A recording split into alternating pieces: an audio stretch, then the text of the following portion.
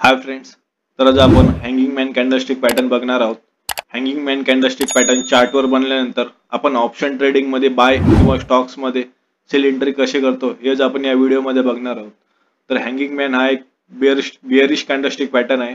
हा pattern up trend मध्ये दिसून आला तर तिथून स्टॉक्स किंवा इंडायसेस म्हणजे बँक निफ्टी इंडेक्स तिथून खाली जाण्याची शक्यता असते। हा कॅन्डलस्टिक पॅटर्न एकाच कॅन्डलने बनलेला असतो। या कॅन्डलस्टिक पॅटर्न मध्ये वरच्या बाजूला एक छोटी बॉडी दिसून येते आणि तिची शॅडो ही बॉडीच्या दुप्पट असते। तर हँगिंग मॅन कॅन्डलस्टिक पॅटर्न बनल्यानंतर आपण एंट्री कुठे करावी? हँगिंग मॅन कॅन्डलस्टिक पॅटर्न झाल्यानंतर आपण एक रेड कॅन्डल तयार होण्याची वाट पाहावी। इथे एक रेड कॅन्डल तयार झाली आहे। ती रेड कॅन्डल हँगिंग मॅन कॅन्डलच्या बॉडीच्या खाली क्लोज झाली असावी।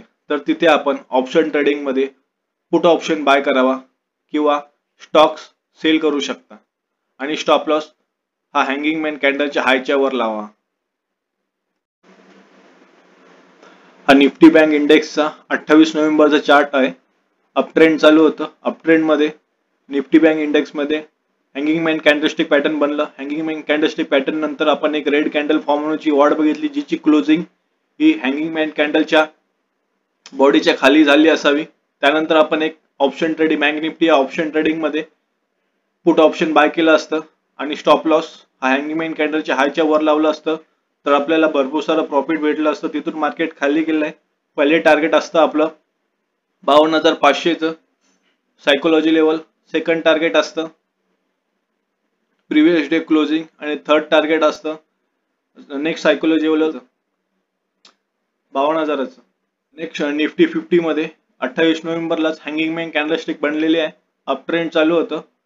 हा प्रिव्हियस डेचं रेजिस्टन्स होतं, तिथे हँगिंग मॅन कॅन्डलस्टिक पॅटर्न बनली। हँगिंग मॅन कॅन्डलस्टिक पॅटर्न बनल्यानंतर आपण नेक्स्ट कॅन्डल ही रेड फॉर्म झाली असावी, तिची क्लोजिंग हँगिंग मॅन कॅन्डलच्या बॉडीच्या खाली झाली असावी, तिथे आपण बाय साइडला एंट्री बनवली असती आणि हा स्टॉप लॉस हँगिंग मॅन कॅन्डलच्या हायच्या वर लावला असतं आणि इथे आपण निफ्टी 50 इंडेक्स मध्ये ऑप्शन ट्रेडिंग मध्ये पुट साइडला जर बाय एंट्री घेतली असती तर आपल्याला भरपूर सारी प्रॉफिट झालं असतं।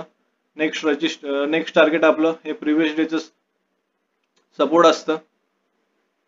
मार्केट नंतर तिथून डाऊन ट्रेंडला चालू झालेलं आहे। तिथून आपण व्हॉल्यूम पण बघितलं असतं तर व्हॉल्यूम पण इन्क्रीज होत आहे आणि इथे 3 ब्लॅक क्रोज कॅन्डलस्टिक पॅटर्न पण फॉर्म झाले आहे। 1 2 3 तीन रेड कॅन्डल फॉर्म झाले आहेत। त्यानंतर आयसीआयसीआय बँक या चार्ट मध्ये अप ट्रेंड चालू होतं। अप ट्रेंडच्या शेवटी हँगिंग मॅन कॅन्डलस्टिक पॅटर्न बनली। हँगिंग मॅन कॅन्डलस्टिक पॅटर्नचा कलर कोणताही असो, रेड असो किंवा ग्रीन असो, फक्त तो अप ट्रेंडच्या शेवटी पाहायला मिळायला हवा। हँगिंग मॅन कॅन्डल बनल्यानंतर आपण एक नेक्स्ट कॅन्डल ही रेड कॅन्डल फॉर्म होण्याची वाट बघितली, पण तिची क्लोजिंग ही हँगिंग मॅन कॅन्डलच्या बॉडीच्या खाली झाली नव्हती। त्याच्यामुळे आपण सेकंड तयार होणारी रेड कॅन्डल ही हँगिंग मॅन कॅन्डलच्या बॉडीच्या खाली क्लोज झाली, तिथे आपण स्टॉक्स मध्ये सेल साइडला एंट्री घेतली असती आणि स्टॉप लॉस हा हँगिंग कॅन्डलच्या हायच्या वर लावला असता तर इथून आपल्याला भरपूर प्रॉफिट झालं असतं। आता अदानी एंटरप्राइज कंपनीचा चार्ट आहे। अदानी एंटरप्राइज कंपनी चार्ट मध्ये प्राइस सपोर्ट रेजिस्टन्स वर ऍक्ट करत होती। इथे प्राइस इथून अप ट्रेंडला गेली। अप ट्रेंडला गेल्यावर हा प्रिव्हियस त्याचा रेजिस्टन्स होता, तिथे रेजिस्टन्स ऍक्ट केलं। त्या रेजिस्टन्सवर अप ट्रेंड मध्ये हँगिंग मॅन कॅन्डलस्टिक पॅटर्न बनली। हँगिंग मॅन कॅन्डलस्टिक पॅटर्न बनल्यानंतर नेक्स्ट तयार होणारी कॅन्डल ही रेड असावी, तिची क्लोजिंग हँगिंग मॅन कॅन्डल बॉडीच्या खाली क्लोज झाली असावी। इथे आपण अदानी एंटरप्राइज लिमिटेड कंपनीच्या चार्ट मध्ये सेल साइडला एंट्री बनवली असती आणि स्टॉप लॉस हा नेक्स्ट हँगिंग मॅन कॅन्डलच्या हायच्या वर लावला असता। आता इथे आपलं टार्गेट तर नेक्स्ट सपोर्ट भेटला असतं। तर मित्रांनो, चार्टचा भरपूर सराव करत राहा। भेटूया नेक्स्ट व्हिडिओ मध्ये।